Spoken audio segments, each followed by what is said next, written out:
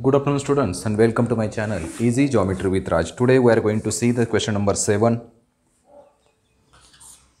This is the question 7. A cylindrical bucket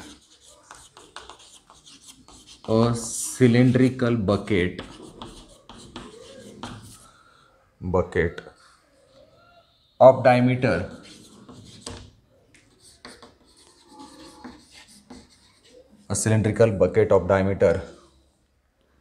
28 centimeter and height 20 centimeter was full of sand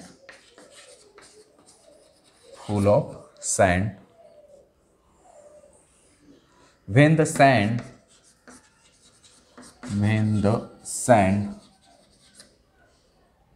in the bucket was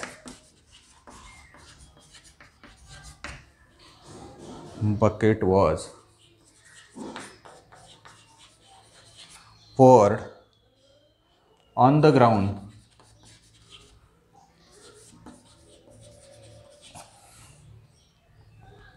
the sand got converted into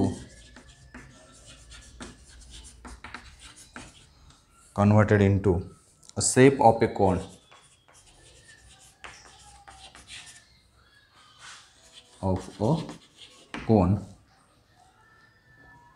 if the height of the cone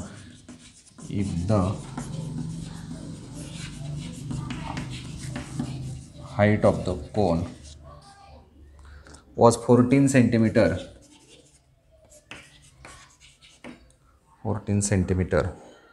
What was the base?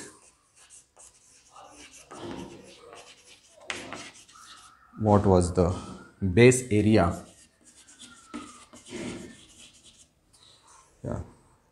of the cone? कोणचा base area? Actually ही काय condition ते बघूया. एक cylindrical bucket आहे. Suppose this is the bucket. Okay,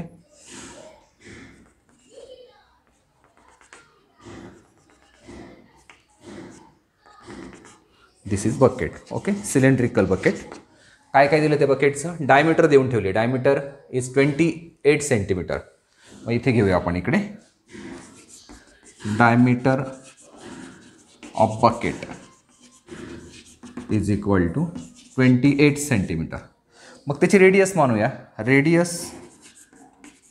त्याची radius समजा आपण R1 मानली. R1 is equal to 14 centimetre या बकेटसाठी. नंतर height of the bucket, height समजा ती H1 मानली. ती आहे आपल्याकडे 20 centimetre. Okay. When the sand in the bucket was poured on the ground, the sand got converted into a shape of cone. He bucket आहे, ही याच्यामध्ये वाळू भरलेली आणि ती उलटी केली. बरोबर आहे. मग त्यापासून कोन तयार झाला असा.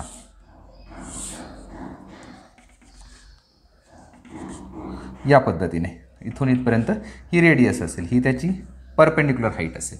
मग काय काय दिले बघा. Height of the cone, height म्हणजे perpendicular height that is H2 is equal to 14 centimetre. नंतर what was the base area. मग आता याची रेडियस काहीतरी असणार आहे. मग रेडियस R2 मानूया आपण. Radius R2 equal to what?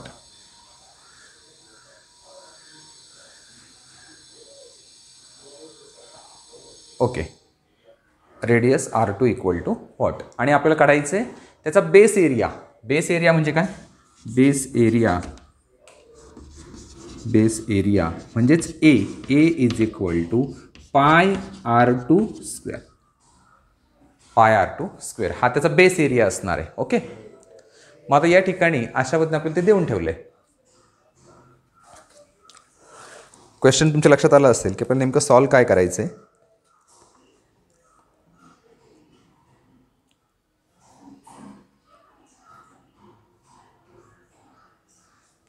Okay, मग इथपर्यंत दोन्ही फिगर तुमच्या लक्षात आल्या. आता एक लक्षात घ्या, इथे ज्यावेळेस याच्यामध्ये वाळू भरलेली असेल तर पूर्ण भरीव भागाचा विचार करायचा आहे. म्हणजे याचा व्हॉल्यूम आणि हेच ओतलं म्हणजे याचं व्हॉल्यूम, म्हणजे सिलेंडर आणि कोन दोघांचं व्हॉल्यूम कसं असणार आहे? सारखं असणार आहे, दोघांचं व्हॉल्यूम सारखं असणार आहे. मग volume of cylinder equal to volume of cone. Question पासून टाकू आपण.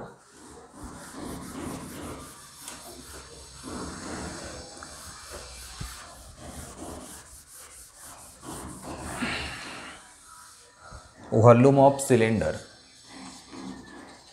Volume of cylinder is equal to volume of cone. Volume of cone म्हणजे ते सँडचं ॲक्च्युली ते व्हॉल्यूम कसं असणार, ते वाळूचं असणार आहे. व्हॉल्यूम ऑफ कोन. मग आता याचं व्हॉल्यूम काढायचं तर फॉर्म्युला काय आपल्याकडे, pi R square h is equal to याचं 1/3 पाय आर स्क्वेअर एच. बरोबर आहे. पण इथे आता रेडियस चेंज होणार आहे. याची रेडियस R1 आहे, याची हाईट H1 आहे, याची रेडियस R2 आहे, याची हाईट H2 आहे. ह्या व्हॅल्यू चेंज आहे, या काही सारख्या नाही आहेत. इथपर्यंत समजलं. आता व्हॅल्यू पुटअप करूया. इथे पाय आणि पाय कॅन्सल होणार आहे, तो कधी कुठेही घेतलं तरी ती व्हॅल्यू सेम राहते. मग R1 म्हणजे काय, 14चा स्क्वेअर इंटू H1 म्हणजे 20 इज इक्वल टू 1/3. आता R2 आपल्याला माहीतच नाही आहे, तो तसंच राहू द्या, इंटू H2 हाईट आहे त्याची 14. ओके. याच्यावरून आपल्याला नाही, पाय कॅन्सल करू नका, पाय राहू द्या, पायची गरज आहे पुढे. पाय पाय, मग एक काम करू, ह्या पायची व्हॅल्यू टाकून देऊ आपण इथे, इंटू 22/7. इथपर्यंत आपण सिम्प्लिफाय केलं याला. ओके. बघा आता काय काय होतं ते. इथला पाय तसाच आहे, into pi R2 square.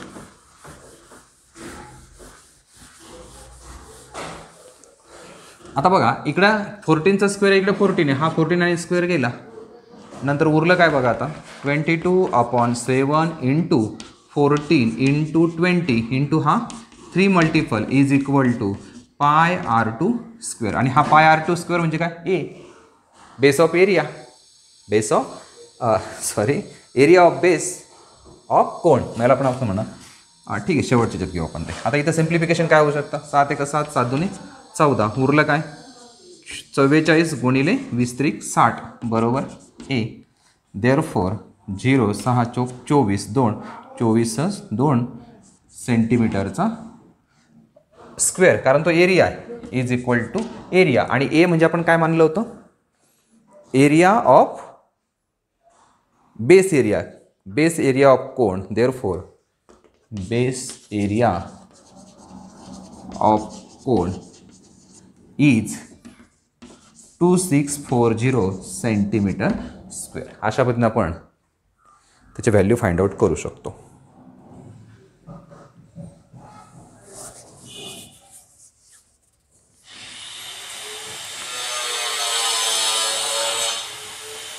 Okay. Video pause करा, ते कंप्लीट करा, मग बघूया question number 8.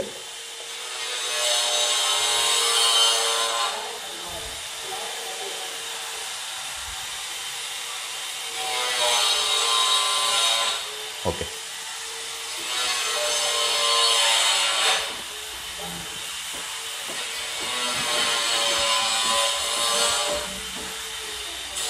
Okay. Now the question number 8.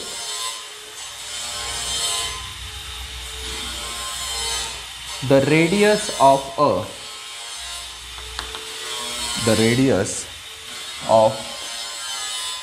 a metallic sphere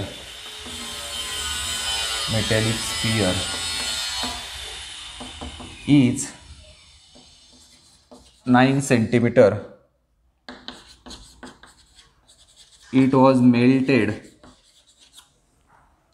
to make a wire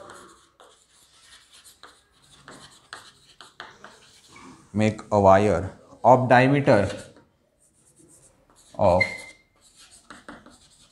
millimeter.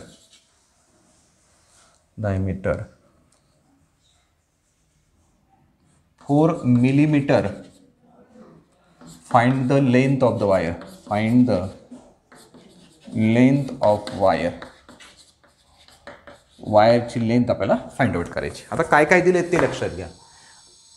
Metallic sphere आहे, बरोबर आहे. मग तिथे रेडियस ऑफ स्पियर ती आपण समजा R1 मानली, ती आहे 9 centimetre.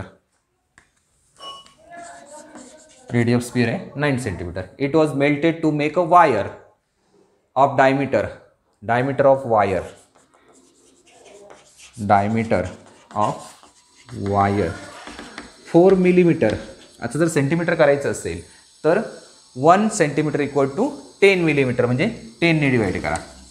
4/10 centimetre is equal to 0.4 centimetre. Therefore diameter of wire, therefore radius of wire त्याला आपण म्हणणार R2 0.2 सेंटीमीटर. नंतर find the length of the wire. Length of wire आता लक्षात ठेवा, जी वायर असते ती सिलेंड्रिकल असते नेहमी. मग ती लेंथ म्हणजेच काय, तिची हाईट असेल, सिलेंडरची हाईट लेंथ म्हणजे, आणि ती आपल्याला फाइंड आउट करायची.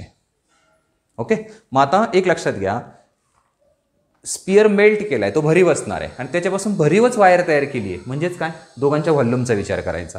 आपण इथं काय म्हणणार, volume of sphere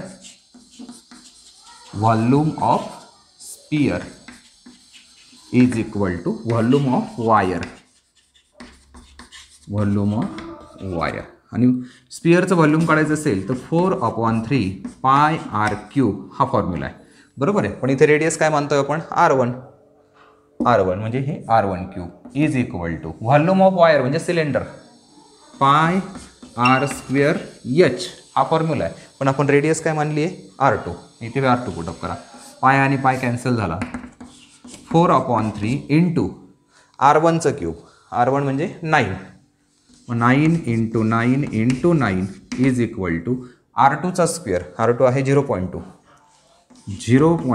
into 0.2 into h. आता याला भाग दिला, नंतर इथे येईल 12 गुणिले 81 इज इक्वल टू, आता इथे 0.2 म्हणजेच 2/10, इथे 2/10 इंटू h. पुढचे काय होईल, हे वर मल्टिपल जातील आणि हे डिवाइड जातील.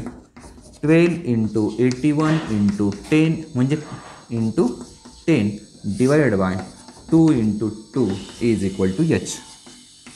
6 बेक बे 6. आता याचं मल्टिप्लिकेशन केलं तर काय होईल, 3 1 3 24 आणि हे 00 centimetre is equal to h.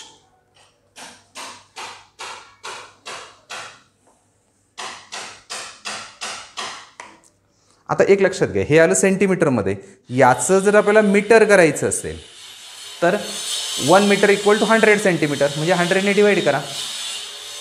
तसं काही त्यांनी मेन्शन केलेलं नाही आहे कशात पाहिजे लेंथ म्हणून, तर काही करू नका, गरज नाही. So the length of the wire is, इथे लिहून टाक, length of wire is 24,300 centimetre किंवा 243 मीटर और 243 मीटर, या पद्धतीने.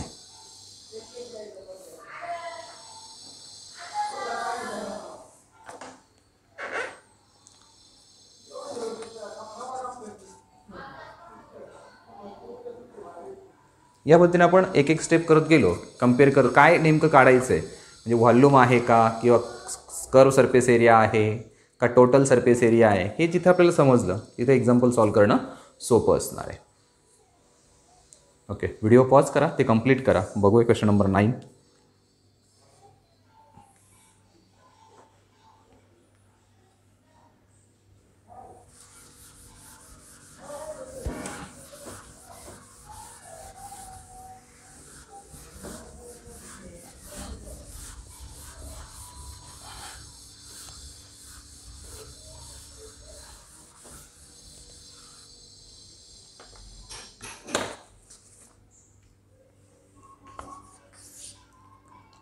The area of a sector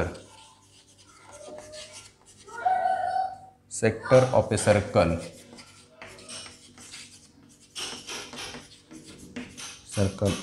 of 6 centimeter radius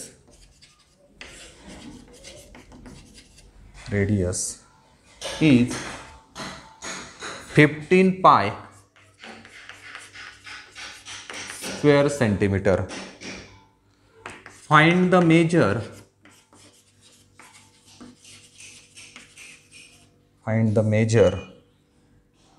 of the arc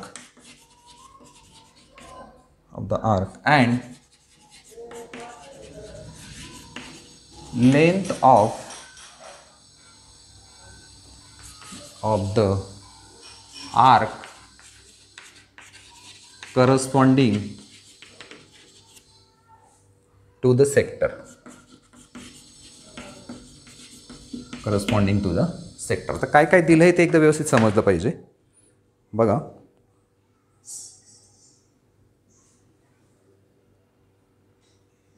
okay, the area of sector देऊन ठेवलाय. Area of sector A is equal to 15 pi square centimetre. नंतर the area of sector of radius देऊन ठेवली आहे. ते radius of sector म्हणजे radius R is equal to 6 centimetre. नंतर find the measure of the arc. Measure of arc म्हणजेच theta. Measure of arc म्हणजेच आपल्याला फाइंड करायचं आहे. थीटा म्हणजे सेंट्रल अँगल. नंतर length of arc. Length of arc म्हणजेच L is equal to what. Okay, मग आता एक एक घेऊया. Area of sector. Area of sector is equal to theta upon 360 into pi R square. Area किती आहे? 15 पाय इक्वल टू थीटा माहीत नाही आहे. 360 इंटू पाय इंटू रेडियस आहे 6 इंटू 6. पाय आणि पाय कॅन्सल झाला. 6 1 जा 6, 6 6 जा 30. नंतर 6 1 जा 6, 10. म्हणजे इथे शिल्लक काय राहिलं आहे? कंप्लीट करा, पुढचं सांग.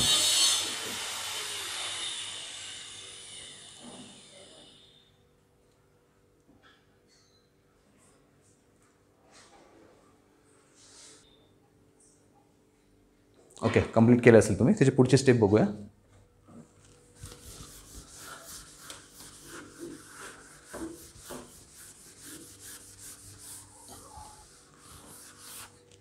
Therefore 15 equal to theta upon 10 फक्त शिल्लक राहिला. हा 10 इकडे मल्टिपल होईल. 15 into 10 is equal to theta. Therefore 150 degree is equal to theta. Okay, म्हणजे ते जे विचारलेलं आहे आपल्याला काय, measure of the arc. Therefore measure of arc is 150 degree. नंतर आपल्याला लेंथ ऑफ आर्क विचारलं आहे. मग area of sector. Area of sector is equal to length of arc into radius upon 2. हा फॉर्म्युला आहे, रेडियस अपॉन 2. मग area किती आपल्याकडे? Area of sector 15 pi. 15 pi is equal to length L अक्षराने दाखवतात आणि रेडियस मला वाटतं 6 आहे. या रेडियस इज 6 अपॉन 2. इथे आता 2 1 जा 2, 2 3 जा. Therefore 15 pi upon 3 is equal to L. Therefore 5 pi is equal to L. त्या ठिकाणी एरियासुद्धा आपल्याला पायच्या स्वरूपात दिला होता, म्हणून इथे पायची व्हॅल्यू आपण 22/7 टाकण्याची गरज नाही. डायरेक्ट लिहा 5 पाय तसंच ठेवा. Therefore length of corresponding arc. Length of corresponding arc is 5 पाय सेंटीमीटर स्क्वेअर. एवढं पुरेसे. पायची व्हॅल्यू 22/7 टाकण्याची गरज नाही, कारण एरिया तसाच दिलेला आहे. अनेक वेळेस ज्या व्हॅल्यू विचारल्या आहे तेवढंच व्हॅल्यू काढत जा.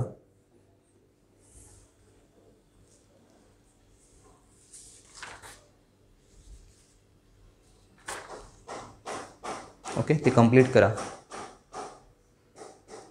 व्हिडिओ पॉज करा. बघूया question number 10.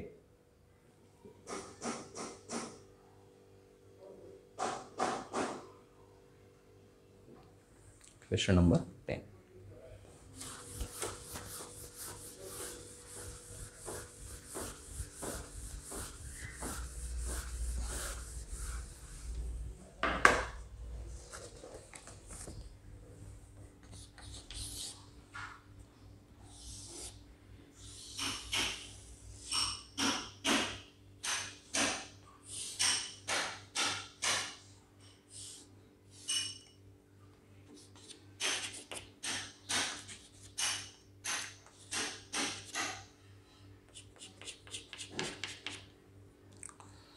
AB is a chord is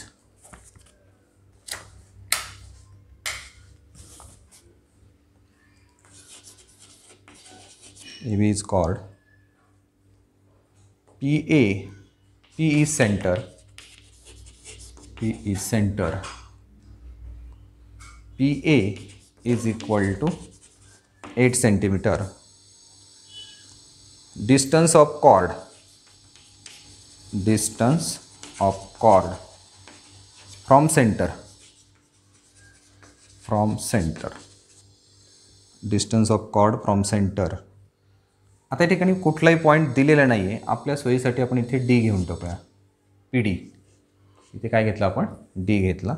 म्हणजेच त्याला आपण काय म्हणणार आहे? P D is equal to 4 centimetre. Find the area of the shaded area. Find the area of the shaded portion. Find the area of the shaded portion. Find the area of the shaded portion. याच्यामध्ये पायची value देऊन ठेवली आहे. Pi is equal to 3.14 and √3 equal to 1.73. Question काय आहे ते आपल्या लक्षात आलं की इथे आपल्याला हे डिस्टन्स जे दिलं आहे. आता हे परपेंडिक्युलर डिस्टन्स असतं नेहमी. जेव्हा डिस्टन्स म्हणतो आपण त्यावेळेस ते काय असणार आहे? Perpendicular distance. मग P D is perpendicular to A B. P D is perpendicular to A B. हे गिवन आहे. कशावरून ठरवलं आपण? का त्यांनी नुसतं डिस्टन्स म्हटले, पण डिस्टन्स म्हणताना ते नेहमी परपेंडिक्युलर डिस्टन्स असतं. मग आता या ठिकाणी आपल्याला हा जर पाया मिळाला, हा पाया जर मिळाला तर आपण ह्या ट्रायंगलचा एरिया सहज काढू शकतो आणि त्याच्यावरून ह्या साईड ज्या मिळतील त्याच्यावर आपण हा अँगल पण ठरवू शकतो. बघूया काय होतं ते. मग आता therefore angle P D B is equal to P D A म्हटलं तरी चालेल, पुरेसं आहे, 90 degree. In right angle triangle PDA by using Pythagoras theorem. PT वापरतोय आपण. AP square is equal to PD square plus AD square. Therefore 8 square is equal to 4 square plus AD square. तो माहीत नाही आहे. मग याचा स्क्वेअर केला तर 64, याचा केला तर 16 प्लस AD स्क्वेअर. Therefore हा मायनस केला तर 64 minus 16 is equal to AD square. इथे उरले 14तून 6 गेले 8, 5मधून 1 गेला 4 is equal to AD square. Take square root of both side. Take square root of both sides. Square root of both sides म्हणजे काय होईल? √48 इज इक्वल टू AD आणि याचे factor पाडले तर 16 × 3 is equal to AD. Therefore AD is equal to 16चा square root 4√3 centimetre. ADची value आपल्याला मिळाली. इथे गरज आहे आपल्याला तर आपण AD लिहून ठेवूया. 4√3 सेंटीमीटर. एवढं कंप्लीट करा.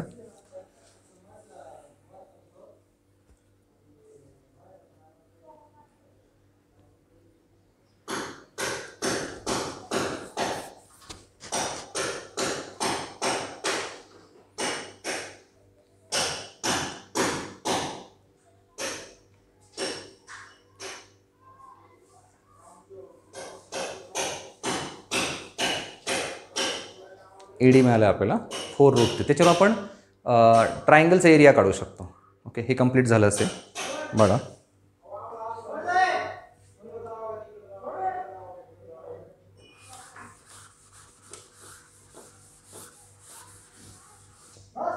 व्हिडिओ पॉज करा, ते कंप्लीट करा.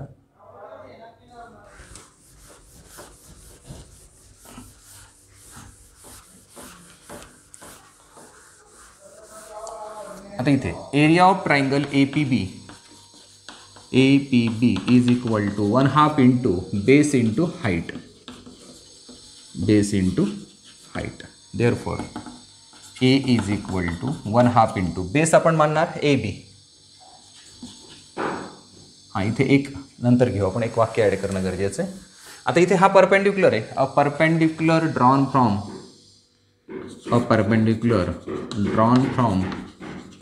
Centre to the cord.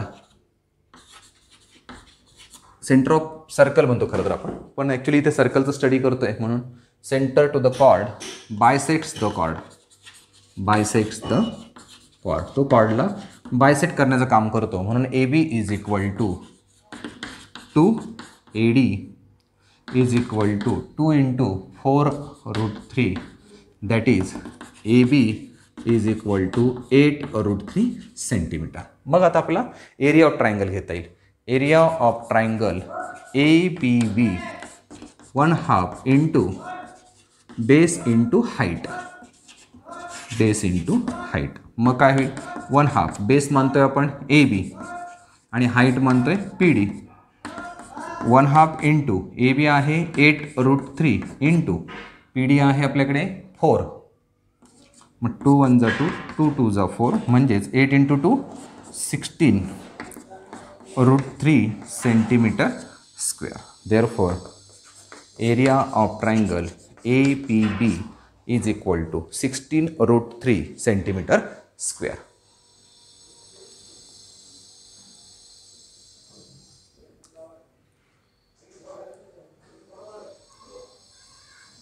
Okay, ट्रायंगलचा एरिया आपल्याला मिळाला आहे 16√3.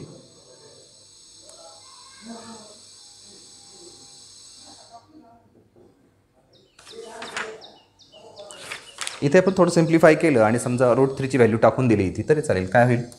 16 into 1.73, 16×3 = 48, 4 112 4 116, 11 16 1 16 11 27, 27.68 centimetre square. Therefore area of triangle APB is equal to 27.68.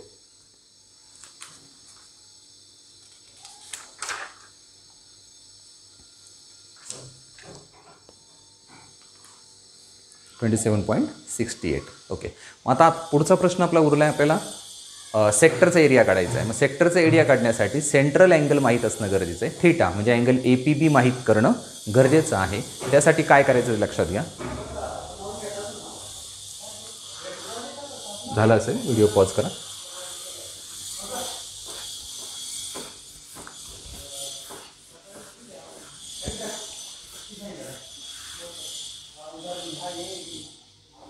In right angle triangle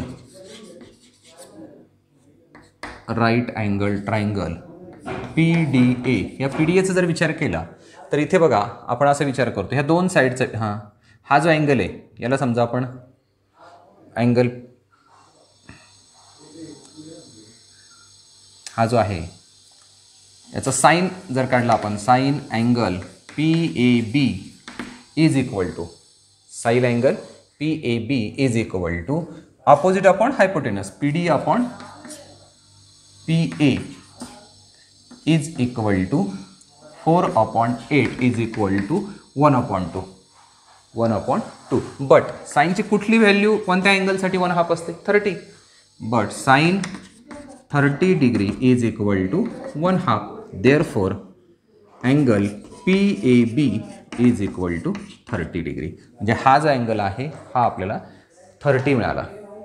okay, नंतर in triangle PAB side PA is congruent to side P B, radii of same circle, radii of same circle, एकाच सर्कलचे radius आहे म्हणजे त्या काय असणार आहे, congruent असणार आहे. म्हणजेच त्यांच्या समोरचे अँगलसुद्धा congruent. Therefore angle P A बाजूच्या समोरचा P B A is congruent to angle P A B, angles opposite to congruent sides, angles opposite to congruent sides म्हणजे दोघांची व्हॅल्यू सारखी. Therefore angle P B A is equal to 30 degree. आता triangle P A बीच्या तिन्ही अँगलची बेरीज 180 असणार आहे. मग त्यापैकी हा 30 म्हणजे उरलेला आपोआप किती येणार आहे, 120. In triangle P A B, angle P A B plus angle P B A plus angle A P B is equal to 180. Therefore 30 degree plus 30 degree plus angle APB is equal to 180, and therefore 60 plus angle APB is equal to 180 म्हणजे तो minus करा. therefore angle APB is equal to 120. therefore theta is equal to 120. Theta angle आपल्याला काढायचा होता, त्यासाठी हे सगळं करावं लागलं.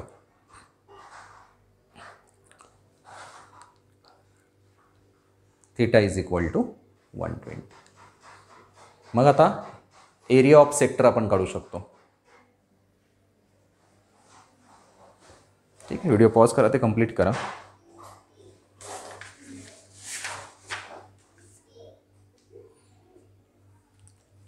बघा,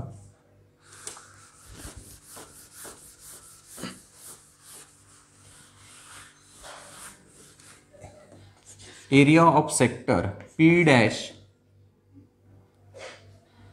इथे बिंदू दिलेले नाही तर आपण त्याला पी डॅश ए बी म्हटलं तरी चालेल. एक किंवा आपल्या सोयीसाठी इथे एक्स देऊया.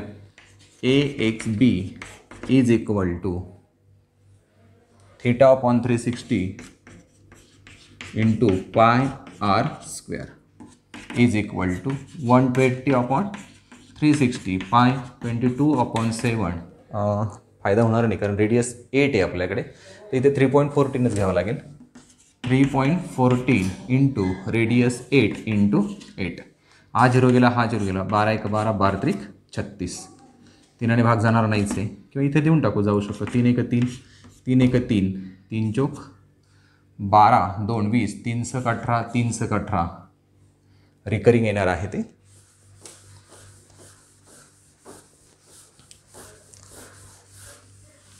म्हणजेच काय होईल, 1.47 इंटू 64, 147 64.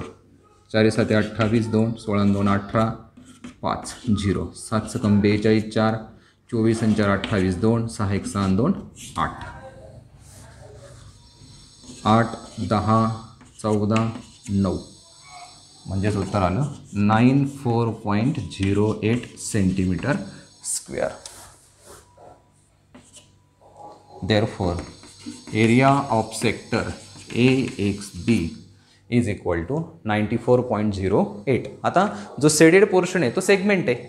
मग area of segment AXB is equal to area of sector AXB minus area of triangle APB. दोघांचं सबट्रॅक्शन केलं तर आपल्याला उत्तर मिळणार आहे. इज इक्वल टू 94.08 मायनस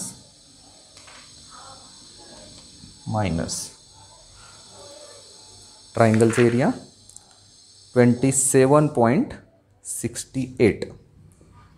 27.68 हे सबट्रॅक्शन दोघांचं येणार आहे.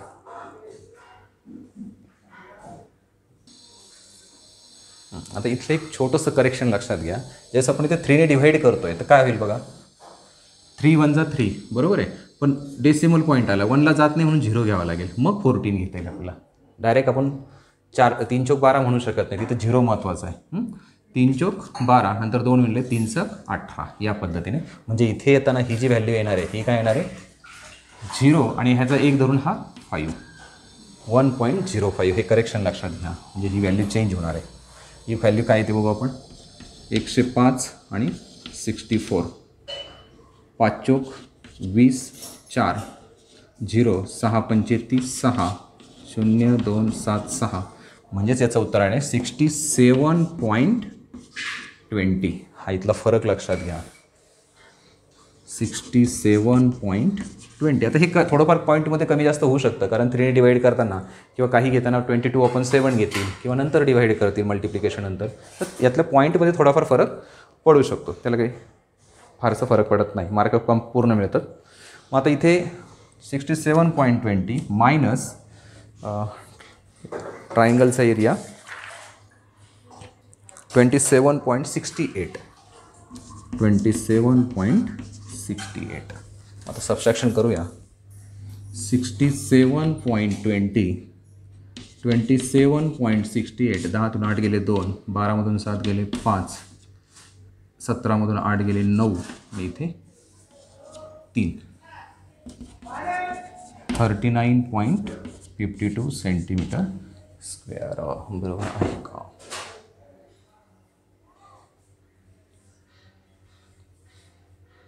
येस. ह्या डेसिमलमध्ये काहीतरी थोडाफार फरक राहू शकतो. Therefore area of shaded portion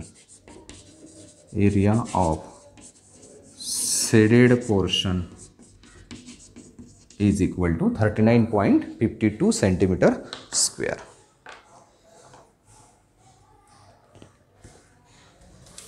हे खूप महत्त्वाचं, हे लक्षात ठेवा. इथं 0 जर घेतला नाही तर आपली व्हॅल्यू चुकणार आहे.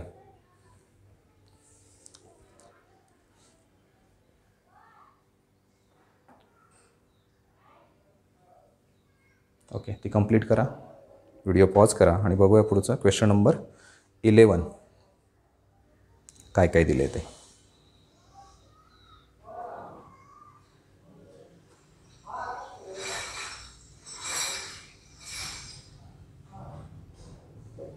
बघा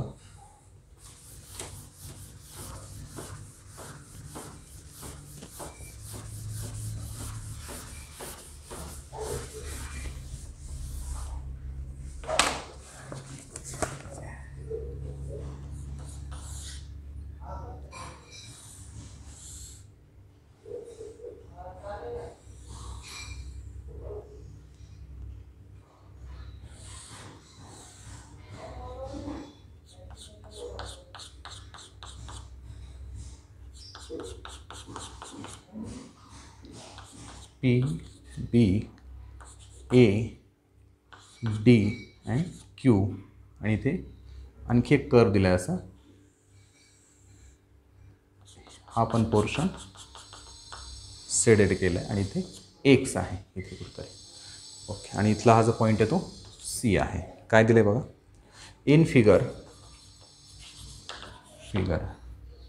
square ABCD square ABCD is inscribed in the sector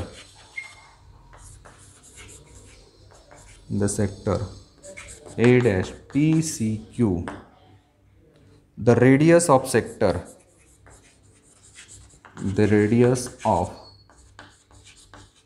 sector C dash BXD is 20 centimeter. Complete the activity.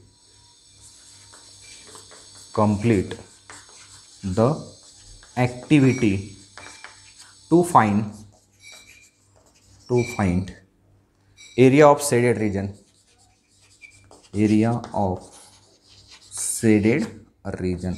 Shaded रिजनचा एरिया काढण्यासाठी जी ॲक्टिव्हिटी दिली आहे ती आपल्याला कंप्लीट करायची आहे. बघा काय काय दिले. Side of square ABCD, side of square ABCD is equal to radius of sector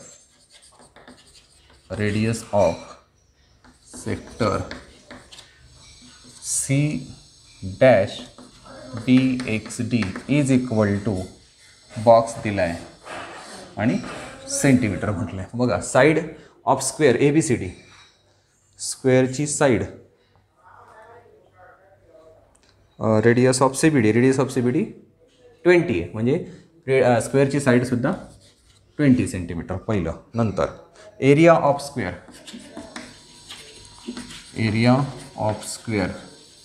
is equal to side square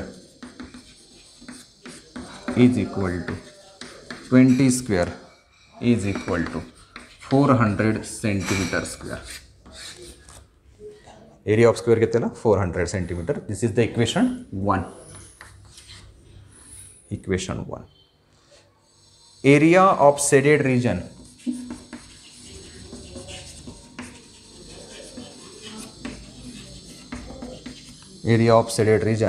inside the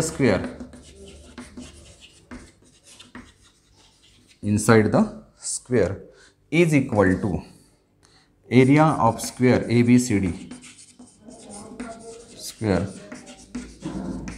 ABCD minus area of sector C dash BXD. area of sector C dash BXD is equal to area of square आहे आपल्याकडे 400 minus theta upon 360 into pi r square. याला आता आपल्याला simplify करावं लागेल सगळं. Value put up करूया सगळ्या. Is equal to 400 minus 90 upon 360 into 3.14 into 400 upon 1 गरज नाही पण दिले त्यांनी. इज इक्वल टू 400 मायनस हे सिम्प्लिफिकेशन करून दिले 314 इज इक्वल टू माझं सबस्ट्रॅक्शन जर केलं तर इथे किती उरणार आहे 86 सेंटीमीटर स्क्वेअर. पहिला जो पार्ट आला आहे तो आपल्याकडे आला 86 सेंटीमीटर स्क्वेअर. कंप्लीट कर.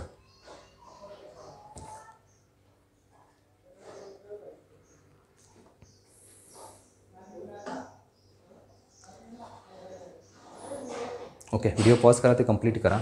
त्यातलं सेकंड पार्ट बघूया आपण.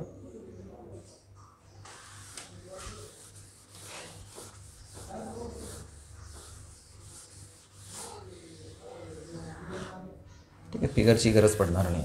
बघू.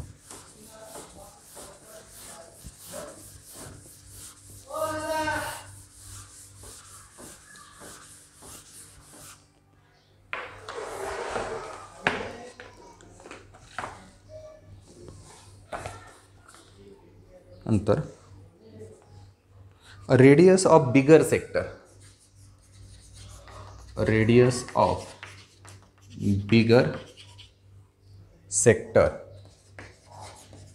is equal to length of diagonal of square ABCD. आता स्क्वेअरचं डायगोनल डायरेक्ट दिलं आहे फॉर्म्युला वापरून. साईड इंटू √2 म्हणजे 20√2 इज इक्वल टू 20√2 सेंटीमीटर. हा गिवन पार्ट आहे. नंतर area of shaded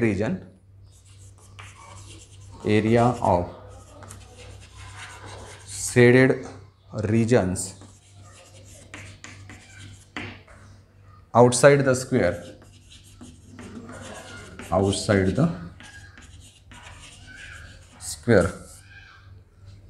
is equal to area of sector A dash PCQ minus area of square ABCD. area of square ABCD हा given part आहे.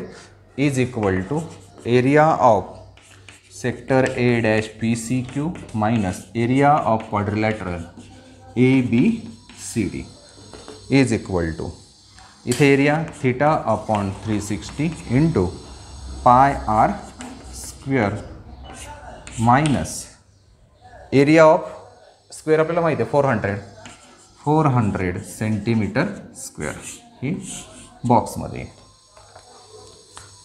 Is equal नाही, तिथे आता direct न विचारता स्क्वेअर विचारला आहे ब्रॅकेटमध्ये, म्हणजे हे लिहिताना असं लिहावं लागेल 20चा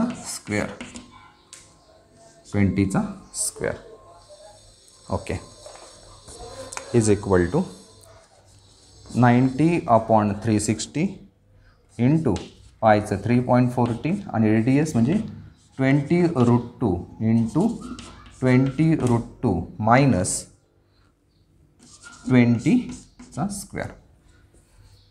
आता इथे जर सिम्प्लिफाय केलं तर याचं 4 येईल, बरोबर आहे. मग त्याने पुढचं ब्रॅकेट दिलं आहे फक्त आणि सिम्प्लिफिकेशन आपल्याला सांगितलं आहे.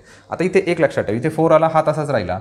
आता इथे 20 इंटू 20 म्हणजे 20चा स्क्वेअर होईल, 20चा स्क्वेअर. नंतर इथे √2 इंटू √2 म्हणजे √4 म्हणजे 2 म्हणजे ते काय येईल आता is equal to 3.14 into 20 into 20 that is 20 square into 2 upon 4 minus 20 square upon 2. इथे फक्त ब्रॅकेट्स दिले आहेत. इथे काय दिलं आहे, हां ब्रॅकेट. आता ब्रॅकेट जे आहेत तर ही पहिली ब्रॅकेट येईल, समजा आपण त्यांना हे करतो आहे आणि ही दुसरी ब्रॅकेट येईल. ओके, इथपर्यंत कंप्लीट करा, मग थोडंसं सिम्प्लिफाय करूया त्याला आपण.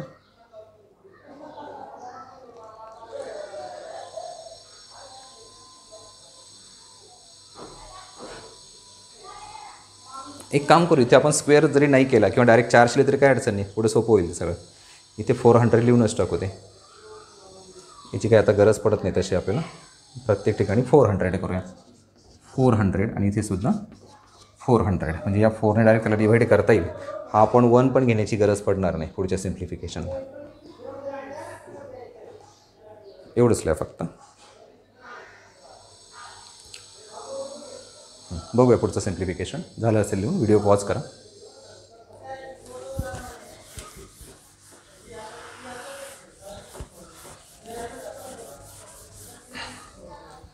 इज इक्वल टू आता 3.14. आता या 4ने जर याला डिवाईड केलं तर 100 उरले, 100 इंटू 2 आणि हा मायनस 400.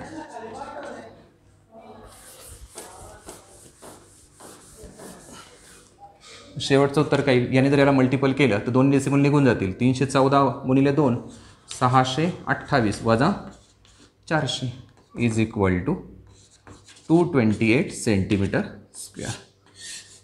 हे त्याचा आन्सर आलं. ओके, आता आपल्याला ही 2 पार्टचा एरिया आला. मग आता विचारलं काय, total area. Therefore total area of the shaded region is equal to 86 plus 228 is equal to 314 square centimetre. हे आपल्याला देऊन ठेवले, म्हणजे इथे काय आन्सर आलं ते पण आपण चेक करू शकतो. इथे 228 दिलं आहे, म्हणजे इथे आपलं उत्तर 228च यायला पाहिजे, हे लक्षात ठेवा. म्हणजे अशा पद्धतीने आपण ही ॲक्टिव्हिटी कंप्लीट करू शकतो.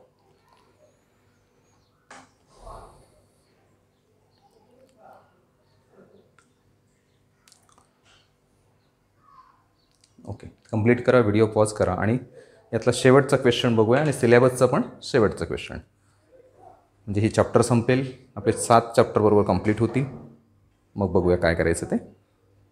Okay, now see the question number 12.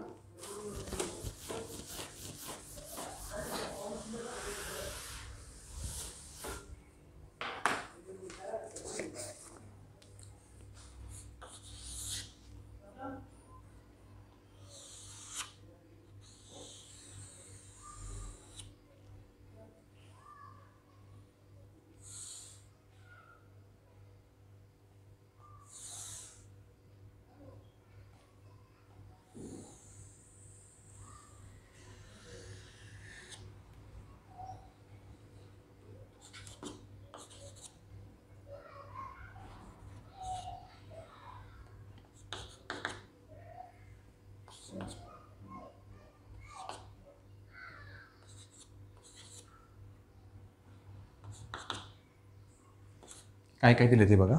In figure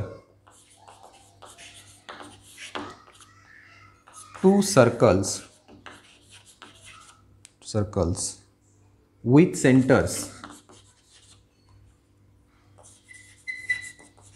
with centers O and P are touching internally आंतरस्पर्शी आहेत ते internally at point A if BQ is equal to 9, DE is equal to 5, complete the activity to find the radii of the circles.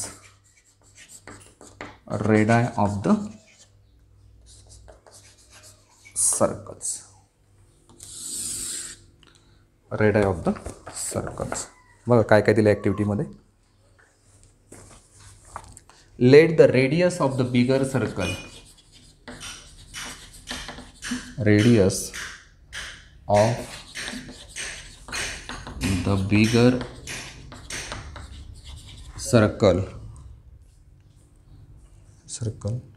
be R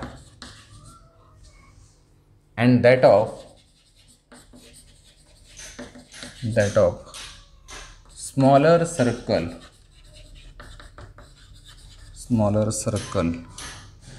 B small r OA, OB, OC and OD are the radii of the bigger circle.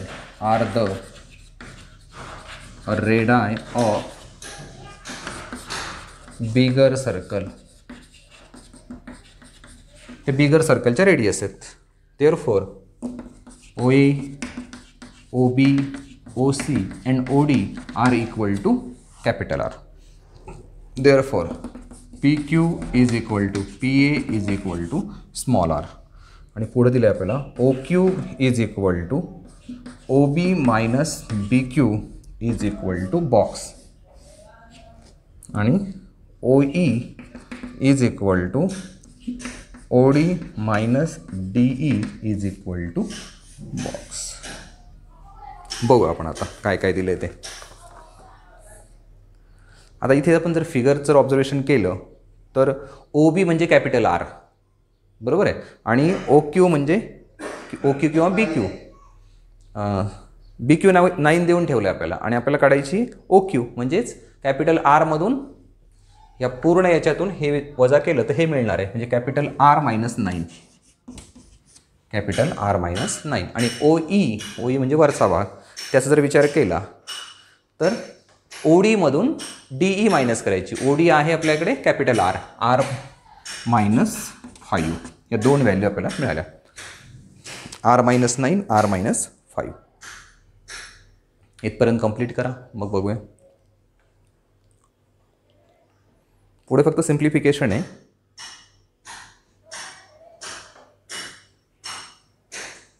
Video pause करा, ते complete करा.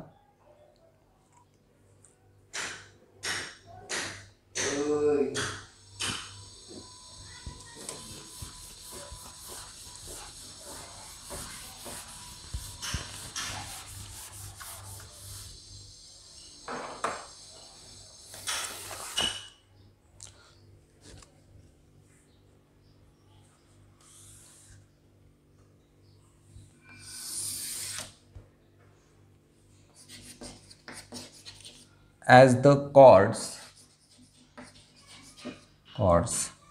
QA and EF of the circle with center P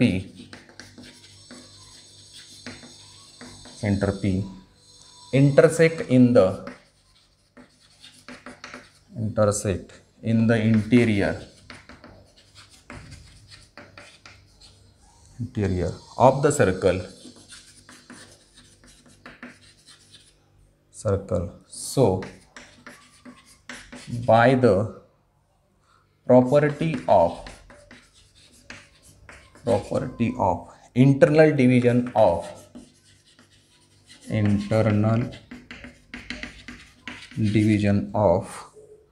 two chords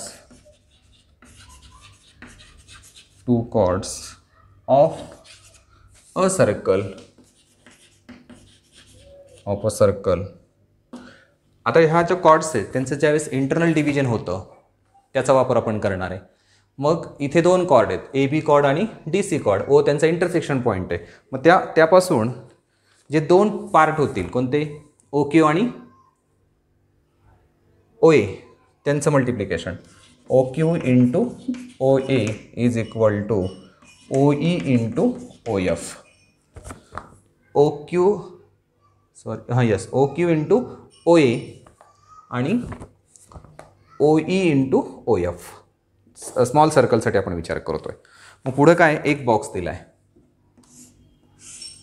O क्यूची value into O ए आपल्याला माहिती आहे R, ओ E माहीत नाही आहे, तो सेकंड बॉक्समध्ये असेल, इथे सेकंड बॉक्समध्ये असेल. मग आता इथे ओ क्यू जो आहे, ओ क्यूची व्हॅल्यू आपण काढलेली अगोदरच. काय ओ क्यू, काय आर मायनस 9 इंटू आर, आणि ओ ई पण आपल्याला माहिती आहे आर मायनस 5, आणि ओ एफ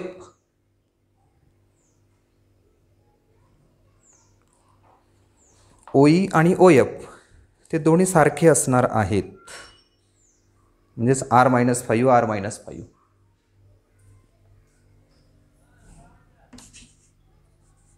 आर मायनस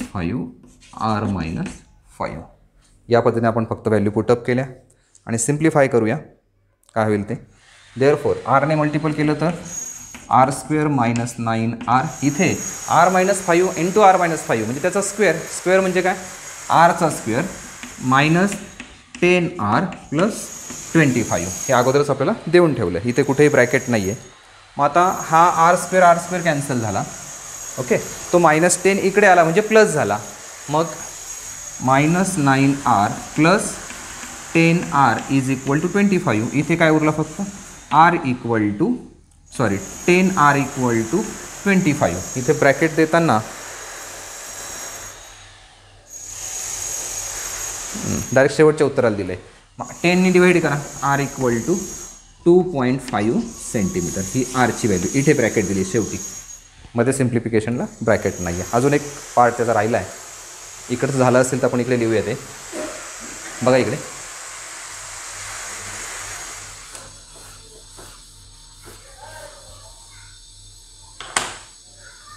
शेवटी दिलं आहे A Q is equal to 2R is equal to A B minus B Q. Therefore 2R is equal to 50 minus 9 is equal to 41, and therefore R is equal to 41/2 इथे bracket असेल is equal to इथे 20.5 centimetre ही इथे bracket असणार आहे. या पद्धतीने सगळ्या value आपल्याला काढाव्या लागतील. हां नाही, इथे 1च शिल्लक राहिलं होतं ना, इथे 10 नाही, म्हणजे इथं 2.5 नाही येणार आहे. हे काय येणार आहे, फक्त इथे आर राहिला फक्त शिल्लक. याच्यातून हा ते प्लस 10 मायनस 9 म्हणजे आर, म्हणजे हा किती आला आहे आपल्याकडे 25. इथे व्हॅल्यू पुटअप करताना ते केलं आहे 2 इंटू ए बी 50 आला आहे, कारण ती डायमीटर असणार आहे ए बी. ओके ठीक आहे. अशा पद्धतीने आपण टोटल सिलेबस कंप्लीट केला आहे. याच्यानंतर ठरवूया आपण काय करायचं ते. तुम्हाला माझं टीचिंग आवडलं असेल आणि चॅनलवरती नवीन असाल तर चॅनल नक्की सबस्क्राईब करा आणि बेल आयकन प्रेस करा. त्याचबरोबर व्हिडिओ थोडा मोठा आहे पण चॅप्टर संपवताना त्याला पर्याय नव्हता, तर सगळ्यांनी तो व्यवस्थित बघा, कुठेही स्किप करू नका. आणि ज्यांनी अगोदर चॅनल सबस्क्राईब केला आहे त्यांचे खूप खूप धन्यवाद. थँक्यू.